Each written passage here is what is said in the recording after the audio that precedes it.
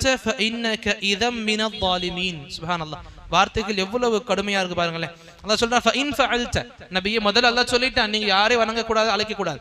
ஃபஇன் ஃபஅல்த, ஒருவேளை நீங்க இப்படி பண்ணீங்க அப்படின்னா, ஒருவேளை நபியே நீங்களே அல்லாஹ்வை தவிர்த்து வேற யாரையாவது அழைக்கிறீங்க அப்படின்னா ஃபஇன்னக இதம் மினல் ஸாலிமீன், கண்டிப்பாக நீங்க அப்ப அநியாயம் செஞ்ச மக்கள் ஆயிருவீங்க.